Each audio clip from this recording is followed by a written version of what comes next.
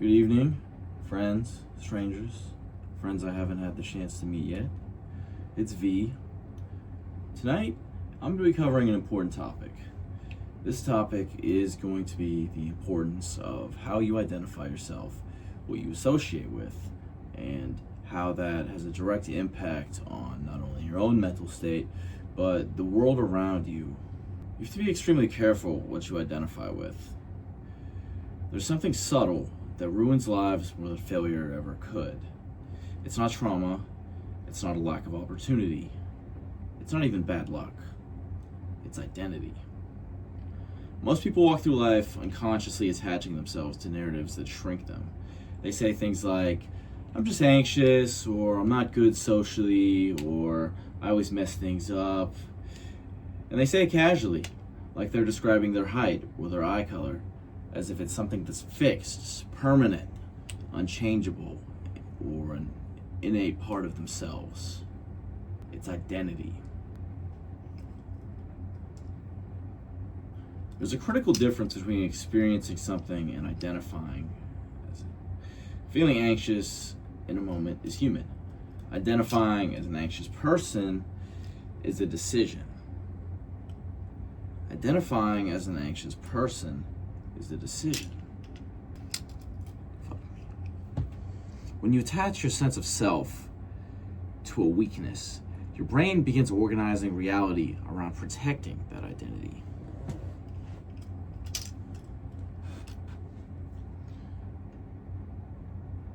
Your mind doesn't argue with what you claim to be, it obeys it.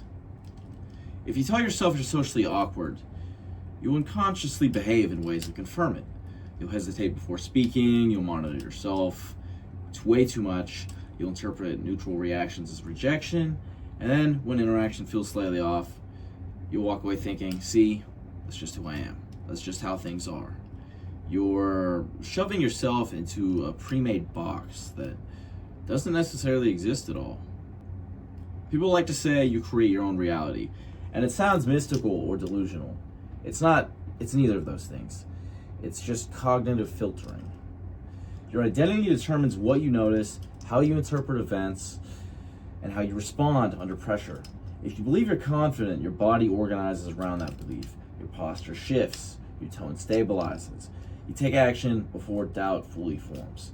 If you believe you're incapable, your nervous system tightens before the situation even unfolds. You know, it really only makes sense psychologically. It's your, the way you predefine yourself, like I'm saying, is exactly how you are going to respond to everything in your life. When I was a lot weaker, and I was going through abuse or just not in great situations, or I just wasn't confident, I had a very negative self-view. I had a very negative inner voice. And in situations, just various different situations, that was my default line of thinking. Something would happen, and instead of immediately firing off with the proper response, I would immediately fire off with a negative, pessimistic, self-sabotaging, no confidence, just a very negative reaction, because that was my baseline. That was my that was the absolute baseline for me. As soon as I altered my thinking to a more positive state, even when it was fake, my brain began to reprogram itself, and the positive baseline, it didn't happen instantly, but over time it slowly established itself so that my knee-jerk reactions stopped being negative and started being positive, or at least started to be logical or non-emotional. Whatever you believe about yourself, your nervous system is going to structure your mental and physical reactions around it. Whatever you're thinking about is you're gonna enter the room. It's already been decided for you by yourself. If I'm going into a sketchy situation, or just a situation that would normally scare me, and I fire myself up before I go in there, if I'm talking to myself, I'm like, I got this. I've done this before. Everyone in here likes me. They all know who I am. I'm a good guy. I'm charismatic. I'm funny. Whatever. If I prime myself up like that, and then I enter the room, my body's gonna be rolling off that battery. Whereas if I'm outside of the room and I'm just spiraling into self-defeating thoughts where it's like, oh, I don't belong here, or these people don't even like me, or I'm ugly tonight, or whatever. It doesn't matter how warm of a response I get most of the time. I'm going to that room with those thoughts already established. That's already plugged into my head. It's already plugged into my nervous system, and that's good. That's not only going to affect me, but it's going to affect how I interact with everybody in that room, and the way I interact with those people is going to determine exactly how they treat me, and to a different degree, it's going to determine how they treat each other as well. It's also obviously going to influence the group dynamic and the entire social situation that's following. Here's the uncomfortable truth. Negative identity is comfortable. If you claim weakness as part of who you are, you don't have to challenge it. You don't have to do anything. You're giving up. You're accepting defeat before you even enter the battle. If you say, I'm just bad with women, you never have to risk rejection seriously. If you say, I'm too anxious to put myself out there, you never have to confront the possibility that you might actually succeed and then be expected to maintain that standard. Identity can be a shield, but it can also be a cage. And you know, that's true. When I was a self-defeating person and I had a very negative mindset, it was comfortable. I didn't care what happened to me because I would always just assume the worst. I'd be like, oh, it doesn't matter. I'm fucked anyways. It doesn't. They're not gonna like me, but you know, no one likes me anyway, so it doesn't matter. It puts you in the most comfortable cage you could possibly be in, and there's no room for growth in that cage. There's no room to change as a person, and it's a horrible, dark, disgusting place that is extremely easy to get trapped in. Whereas being confident, being happy, being extroverted, being social, having a positive inner voice, having a positive headspace, having an optimistic headspace takes work, because it's not something you can just, it's not something you're just going to be served on a golden platter. You have to do something. You have to, more often than not, you're going to have to work for whatever it is that you're going after. You're going to have to put in some kind of effort, and more often than not, it's going to be a challenge, and it might not even be possible. You may not succeed, but that doesn't mean you should give up. That just means you need to try again until you get your desired results. But yeah, a negative mindset is the extremely comfortable zero-effort prison. That's why so many people get stuck there and they never change. A positive growth mindset is challenging. It challenges you. It makes you push yourself harder, further, faster, for longer. It's something that's not promised to you on a silver platter. It's something that if you really want it, you're gonna have to get out there and you're gonna have to take that shit. You have to take it for yourself. No one's gonna give it to you. It's not just gonna be, you can't just walk up there and grab it. You have to fight for it. And if you want it bad enough, you have to be, you might be in for a hell of a fight. What most people don't realize is that identity is far more flexible than they think. You don't need to swing the delusion and start telling yourself that you're the most confident person alive. That kind of forced affirmation often collapses under pressure. Instead, the shift can be subtle and strategic. Instead of saying, I'm socially awkward, say, I'm improving socially. Instead of, I have terrible anxiety, say, I'm building tolerance to pressure. I'm getting used to this. It scares me, but I'm gonna face it, and I'm gonna come out stronger. The first statement freezes you. The second one implies growth. They move you from fixed identity to adaptive identity.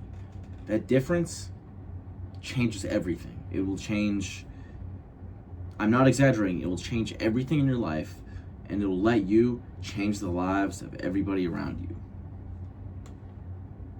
Once you start changing these things, once you start changing your own life, once you start changing the lives of people you care about, or even just strangers or people who aren't important to you, it creates a domino effect, or it factors into the butterfly effect. One simple action that you do or don't do can change everything in the world. And it's not something you can measure or guess on most of the time. But everything you choose to do or choose not to do has an effect. When you define yourself by limitation, your brain depends. When you define yourself by limitation, your brain defends that limitation. When you define yourself by development, your brain searches for evidence of progress. Over time, that accumulation of evidence reshapes how you move through the world. And this isn't about pretending flaws don't exist. It's about refusing to weld them to your sense of self. Anxiety can be something you experience. Failure can be something you learn from. Awkward moments can be something you outgrow. None of these have to be who you are. And that's another thing. Is even with bravery. Bravery isn't not being afraid. Bravery is being afraid and choosing to act anyways.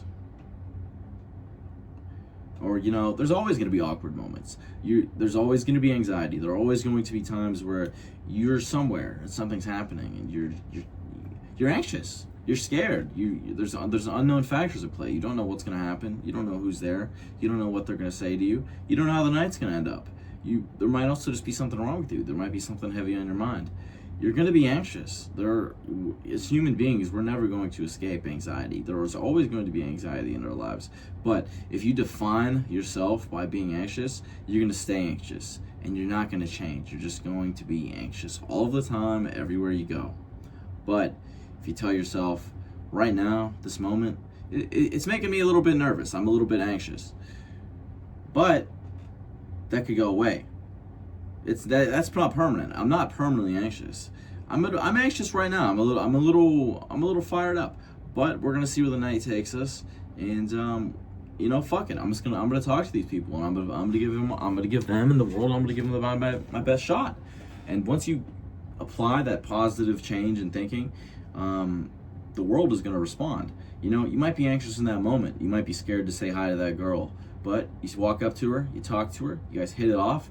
Suddenly, you forget you're anxious because you're having such a good time. You're smiling, you're laughing. Just like that. Everything is different. Whereas if you would just, if you never said anything, you're just thinking about how anxious you were, the whole time you're going to be standing in the corner looking at your feet, checking the weather app, and you're going to be anxious the whole time. You're not going to feel good. And the only reason that is going to persist is because you labeled yourself. You labeled yourself and you shoved yourself in that cage because you're too scared to leave. Be careful what you repeatedly claim as well. Your internal language matters more than your public one. The quiet statements you make to yourself. I'm behind. I'm not built like that. I don't have what it takes. Those are instructions. Your mind hears them as commands and it executes. If you want to change your life, don't start with goals. Start with identity. Audit the labels you've adopted. If you catch yourself saying something negative about yourself, if you catch yourself thinking something negative about yourself, catch yourself. Tell yourself what happened. I tell myself something along the lines of, that's a negative thought. And I don't agree with that. I accept and I acknowledge the thought, but it's not something I agree with. You simply, you observe it, you accept it, and you let it pass. Don't fixate on it. And once I do that, I try to neutralize it with a positive statement, as in, say I'm having a bad hair day. My hair, I look like shit. No. That's a negative thought. I don't consent to that. Yeah, my hair isn't the best right now, but no one really cares. No one's gonna care like I care. And you know what? My hair, it doesn't matter if my hair is a little bit messy right now. I look handsome. I have great facial features. Charming. I'm warm. My shoulders are looking really good in this shirt.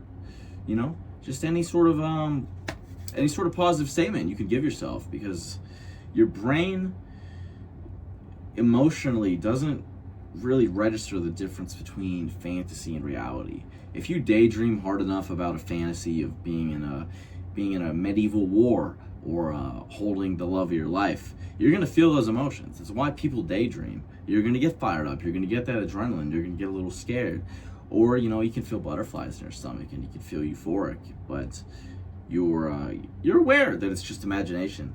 The only difference is that, well, that's not what I meant. You're aware that it's just imagination, but your brain isn't. Your emotions aren't. So your physical body, your nervous system is going to respond accordingly. So you could be the most jacked guy in the gym. If you're in your head talking, I look small. I shouldn't be in here. I feel weak today. That's going to reflect on your nervous system. It's going to reflect on how you interact with the environment, how you interact with the people there, how you interact with yourself in the mirror. Whereas, maybe you don't feel the best. Maybe you can't get that pump. Maybe you're a little bit sick. But, if you tell yourself, I'm a fucking monster, I feel fucking huge, and I feel fucking good as fuck, you can get yourself pumped up. You can get your brain firing off adrenaline. You can definitely get your brain active. In the end, you're gonna move toward whatever you consistently identify yourself as. So, choose carefully. You're not your worst trait. You're not your most insecure thought. But if you keep claiming them as your name, you're surely gonna become them. Can't dodge them. And that transformation won't feel dramatic. It's gonna feel normal. And that's exactly what makes it dangerous. Key points. You're going to move forward whatever you consistently identify as. I used to be an extremely anxious, socially withheld, high inhibition, awkward, meek loser. I was bullied relentlessly in middle school and early high school. I was absolutely a weak pushover, and it didn't help that I identified with those things. I very much identified with those things, and I didn't want to feel that way. Nobody wants to feel that way. No one wants to feel weak. No one wants to feel scared. No one wants to feel like they're an embarrassment to everybody around them. People want to feel good. You want to feel confident. You want to feel like you're him or her. You want to be iconic. You want to be someone that other people like. And in order to do that, you have to like yourself. And this transformation isn't going to happen overnight. If you can tell yourself, "Oh, I'm the shit. I'm him. I'm a cool ass motherfucker." You can tell that to yourself for 3 days. That's not going to change the world. But your brain is extremely your brain is elastic. It's programmable. You can change the way you think about things over time. All it takes is consistency, and you can create new neural pathways. And your brain gets used to using those, and you stop using the old one. So, I think it was freshman. What's the rank after freshman? I don't remember. It was the year after freshman, sophomore. Yeah, I was a sophomore. I actually probably was a freshman. I can't remember exactly. It doesn't really matter. But like I said, I was bullied. I had a very rough upbringing. I had a rough childhood. I had a rough time in school, and I was bullied a lot, and I was taunted and made fun of. But I wasn't even disliked. Everyone liked me. I was just kind of a weak pushover, and people could use me as a punching bag, and I wouldn't do anything about it. And I was too scared. I was terrified. I was terrified of everybody, and I had no self-esteem. I didn't feel good about myself. My home life was horrible. But I started to get into psychology. I learned a lot of psychology. I started with body language, actually. And it's another thing. Body language is huge. The way you carry yourself is going to determine how you feel and how the people around you perceive you. Even if you completely fake your body language, like I did at first, after a while, it's going to become a habit. It's going to become your natural body language. And that's going to translate accordingly to your nervous system. If I'm in a room and, if I'm just by default, if I'm sorted like this, if I'm like really closed off, or, I kind of got my head down, like I'm kind of avoiding everyone. If that's your natural body language, that's not good. That means you're closed off. You're taking up as little space as possible. You're submissive. You're weak. You're scared. So, pretty much one of the first things I did was I would sit, and I would have open body language. I'd have my arms open. I'd have my legs open. Obviously you want to sit up straight. And at first it felt alien. It felt completely unnatural. But after a while, it became natural. And I would go into the room, and I would sit down, and I'd have open body language, and that reflected mentally on my mental. That reflected onto my mental state. I obviously became a more confident person, and naturally, I instead of thinking, oh, nobody here respects me, nobody likes me, because they didn't. At first they didn't, but after doing this consistently enough, it became true. People did start to respect me. People started to treat me differently. People were nicer to me. They were more polite. Even the teachers were interacting with me differently. And that was just the beginning. Once I got body language down, I started to study language. Started to study how people interact with each other, how people talk to each other, tonality, how to respond when people test you, all of that sort of stuff. And, you know, like I said, it doesn't happen overnight. You literally have to train yourself. You have to train your brain how exactly to respond in situations in this new way. You have to teach yourself this. And, you know, I'm going to do more videos about this later, but the way you think about yourself is everything. So don't go around saying, oh, I'm just a loser, or, you know, she wouldn't like me anyways, or nobody here likes me, or I'm never gonna make it, or it's over. Even if you're saying that shit as a joke, it's gonna subconsciously build up, and it's going to have a subconscious effect on you over time. Instead, you know, if you want to joke around, say something positive. This is what I do. Even if I know it's not gonna fucking happen, I apply it anyways. I go into the mall and I'm like every girl here who makes eye contact with me thinks I'm attractive, or you know, every time I play the lottery, I win. And you know, just anything positive. It doesn't have to be crazy. You don't have to be delusional, but you know, stay positive. Even if it's unlikely, it's not impossible, because nothing is impossible. You can do anything. If someone else can do something, there's almost no reason that you yourself can't do it. I mean, obviously there's limitations to that, but for the most part, if someone else can do something, you can do it too. There's no reason you can't do it. An example I'll use is bodybuilding. You know, I get a lot of compliments on my physique, especially in real life. I get them online too, obviously. But, you know, people are like, ah, dude, you're so big, I could never get like you. I would never be able to do that. Or, you know, people are like, oh, you're so big, you're so jacked, blah, blah, blah, blah, blah. Me, I genuinely don't think I'm anything crazy. I definitely have a very aesthetic, I have a pretty good physique. Very true. But what I like to tell people is, if I can do this, if I can achieve this, there's no reason you can't achieve this. All you have to do is have the will, the desire, the consistency, and it'll be all yours. It's that's another thing that really got me into bodybuilding, is I would you know, I would look at my body goals, and at the time I didn't know anything about gear or anything like that, and I'd look at Ziz or Jeff Sade, just any of these guys, and I'm looking at them and I'm like, all of these guys can look like this. Why can't I look like this? Can I look like this? And then, you know, I realized, if they can do it, why can't I do it? So don't give up. Don't give up on yourself. Don't talk about yourself negatively. And just be positive. Have an optimistic mindset. Because even if you're wrong, so what? There's always next time. It doesn't matter. And it's better to have been wrong about being positive and, you know, have a neutral or negative outcome, than it is to be right about being negative all the time. Because then, even when you're wrong, when you're negative, it's not going to matter. It's not going to matter if something good happens, because you already have a negative mindset.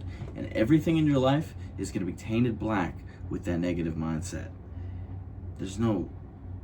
You want everything to be colored in sunlight. You want everything in your life to be bathed in sunlight. You don't want to live in a reality of shadows. You want to live in a reality of light.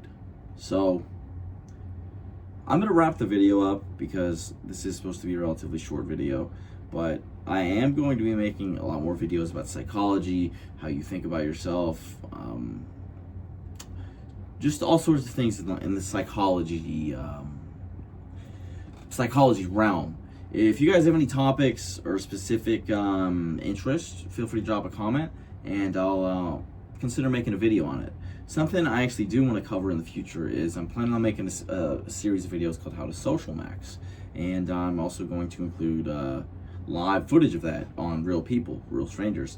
I plan on making videos about manipulation, not trying to be an edgelord. Videos on manipulation, how people manipulate each other, how you can manipulate people, how people might be manipulating you, how to respond, concepts, effects, just sort of stuff like that. I don't know, but as of for now, this is gonna be the video. Once again, I'm V, Varo, if you would. Most people can't pronounce that right, so I just go by V. So Varo, not Vero, Varo. That's it, guys. You know, happy that I can share my knowledge with you, and I would be even happier if you guys actually gain something from this. If you implement this and you see positive results, please drop a comment. To me, my higher purpose is to help others. So, thank you guys for watching the video. Remember to like, comment, subscribe, and have a great day. Have a great night. Have a great morning. Peace.